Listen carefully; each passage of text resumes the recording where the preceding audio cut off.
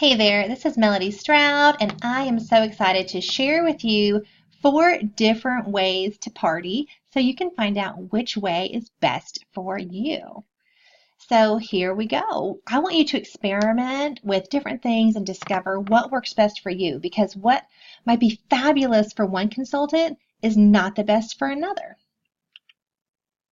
So one way to party is Squee. And what is Squee? It is an online party platform, a virtual venue. It is the only way that I know to do an online party outside of Facebook. It's very different, but it's great for people who are not on Facebook. So that's wonderful. Another pro that I don't have on here listed is that it was created by an Usborne Books and More senior director. So there's a really great, healthy community of people who use Squee. And there's also Usborne branded graphics. There's just a really great support system for Squee. The cons are that it is a little costly at $20 a month. There is a free 2-week trial though, so you can just give it a try and see if it's something that you enjoy. And it is a little extra work to get customers from Squee over into Facebook, into your VIP group. And I love getting people into my VIP group because that's where I can continue the conversation. That's where I can build relationships and really turn that one-time customer into a loyal customer and then potentially a hostess or a new team member. The second way to party is in a Facebook group. This is just a straight private Facebook group where you post the party. The pros are that you can schedule your posts. You can use Facebook Scheduler, you can use SendShare, you can use Visly.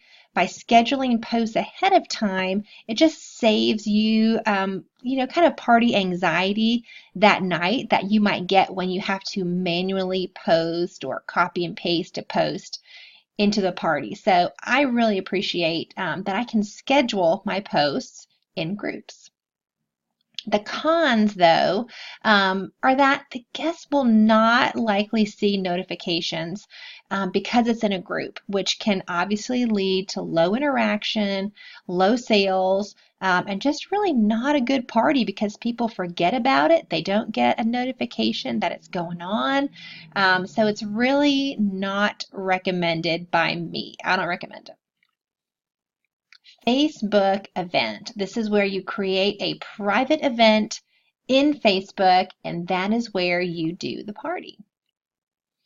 The pros, guests will see notifications. Hallelujah. They're gonna get a little ding that it's gonna start in an hour and ding, so and so posted in the event. So that is great. And it's really easy for guests to RSVP. They just have to click a link. Easy peasy. Cons, however, you cannot use a scheduling service. Now, to some people, that's not a big deal. It's not hard to manually post in a party. It just takes a second to copy and paste something that you've gotten ready ahead of time, maybe from a previous party, or if you're new from your launch party, you can just copy and paste it over into this new event at the right time. That's not hard. Now the fourth way is the newest way. It's event inside a group. So you're getting kind of the best of both worlds. Here's kind of an example of what a banner would look like. Instead of kind of a party at this time with this hostess, it's a banner and it says click events to find your party. So this is a closed group. Like for me, it's, Usborne Party Group is what I named mine. You could do yours, your name, Rachel's Usborne Party Group. And then inside that group, you create a separate event for each hostess. What are the pros? Why would you do this? You can schedule posts. So that's great. Just like in a regular group, you can schedule your posts in an event inside a group. So that is great. And because it's an event, the guests will also get notifications, which is why I say it's kind of the best of both. The cons. Guests have to click the join link. There's a certain sequence that they have to follow if they're going to get the notifications. If this is going to work like magic, they do have to click the join link, but really it's one click, not a big deal. Which way is best for you? You're going to have to decide. If you're new, my recommendation is to keep it simple and just do a regular event. Just create a private Facebook event for each hostess. That is my recommendation. And then just copy and paste either from your launch party, or if you have a script that your team leader has shared that you found somewhere, of course, edit it so it sounds, your personality, your wording, your hostess's name, and her e-show link. But then I would just copy and paste that. That's called manually posting into that event. It keeps it simple. It's easy for guests to RSVP, and because it's an event, the guests will get notifications. So that's my recommendation. If you have a busy party schedule, if you're doing 2 or 3 parties a night, which is called stacking parties, doing more than one a night. If you're going for team leader and you've got 10 to 12 parties on your schedule, awesome. Or if you're doing more than that, I would do a party group with those separate events inside the group for each host. That way you can schedule your posts and spend more time interacting with the guests. If you're not new, if you're not that busy, then you decide what's important to you. Is it important to use the post scheduling service or the Facebook scheduler? Or is it, important just to keep it simple and just create a separate event for each hostess? That's totally up to you. However, I do recommend that you have an event component, either the straight simple event that we just recommended for new consultants, or the party group with events inside. And here is why events are the bomb diggity. There's an event hack I'm going to show you.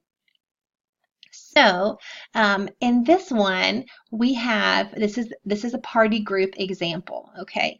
So after they join the group or they're invited to the event, if it's just a regular event, then that's all they have to do. You can go to the event and you click on invite.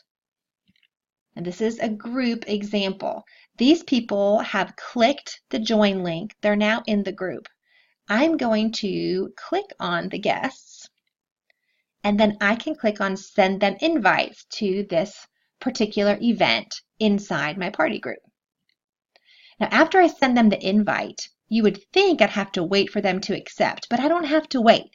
They already clicked the join link to join the party group, which means, yes, they want to go. The host and myself, we have permission to get them in the event because they clicked the join link. So after I've invited them, I go straight away to that line right there where it says to invited. I click on invited right there. And then I can mark them as going. I get to change that. So then voila, the guests will now get notifications, which could lead to better engagement and higher sales. How easy was that? All they had to do was click the join link, and then I did the rest. Now here is, I'm going to give you 2 kind of bonus host coaching tips for this 4th way to party, which is kind of the newest. Most of us, know or can find resources about host coaching for straight events or for the other ways. But since this is kind of newer, the party group way, I want to share with you 2 quick tips. Guests will only get notifications if they click the join link. That is super important that you talk with your hostess on the phone and say, look, they've got to click that link. I can do the rest. Now, after they click the join link, we, the consultant, we accept the member request as just right away. As soon as they click it, if we're available, you accept that member request, and then you click on invite an event, just what we just did.